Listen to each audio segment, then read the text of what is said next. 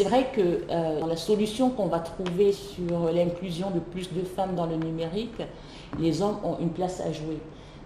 Si je prends mon exemple, j'ai fait une carrière brillante en France et je continue à remercier des hommes mentors, leaders inspirants que j'ai eu à rencontrer sur mon chemin et qui m'ont permis justement de rayonner comme j'ai pu le faire en me laissant la place que je méritais et en me faisant cette place-là et en me défendant à corps et à cri. D'ailleurs, je vais en profiter pour citer quelques noms. Jean-Paul Mochet, qui était à l'époque le PDG de Franprix, qui est aujourd'hui le PDG aussi de Monoprix.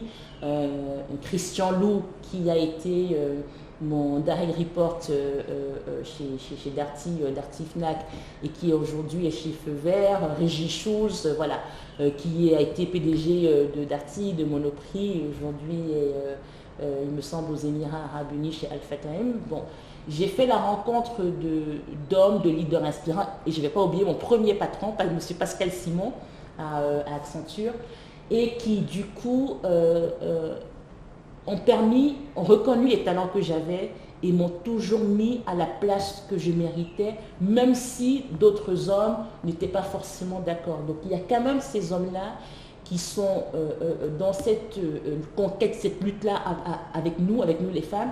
Et je n'utilise pas le mot lutte à mauvais escient. Ce que j'ai rencontré, ou alors de manière exagérée, nous sommes vraiment dans une vraie lutte de pouvoir parce que beaucoup d'hommes, en fait, avec leurs remarques sexistes, leur vision assez fermée de ce monde-là qui n'appartient pas aux femmes, sont juste là par mimétisme parce que 99% des êtres humains sont des moutons et ne réfléchissent pas vraiment à ce qu'ils font.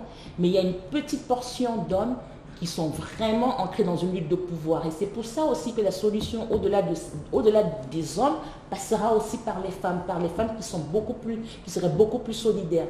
Revenons aux hommes. Ce que j'ai pu remarquer de commun sur tous ces hommes-là, c'est le fait qu'ils avaient déjà une empathie extraordinaire. Ils avaient des filles, ils avaient des femmes avec lesquelles ils avaient une relation équilibrée et ils se posaient la question, le regard du monde, c'était de se dire, quand je travaille avec des femmes et des hommes, je me rends compte que les idées que les deux apportent, les synergies qu'on peut créer sont beaucoup plus bénéfiques pour mon entreprise.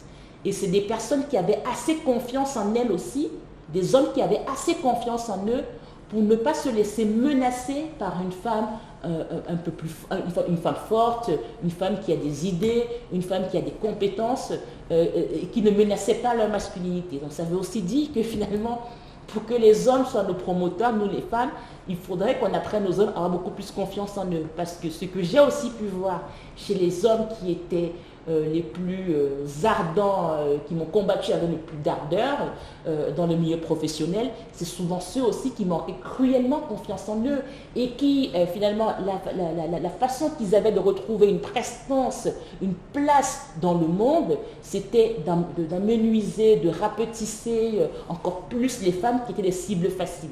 Donc la solution aussi viendra de là, de se dire, les hommes aussi sont des êtres sensibles, on a tendance à l'oublier quand on discute avec des hommes, il faut leur apprendre aussi à avoir beaucoup plus confiance en eux pour ne pas se sentir menacés par des femmes qui prennent de plus en plus de place dans la société. Et ensuite, si je reviens au cas d'Afrique spécifique où on a énormément encore de problèmes autour des promotions canapé, des hommes qui obligent des femmes à des pratiques sexuelles ou attouchements au genre pour pouvoir conserver leur job. En Europe, aux États-Unis, ça existe aussi. On a vu avec Weinstein et le phénomène MeToo, mais au moins les lois sont là pour protéger un maximum et il y a des condamnations qui s'en suivent.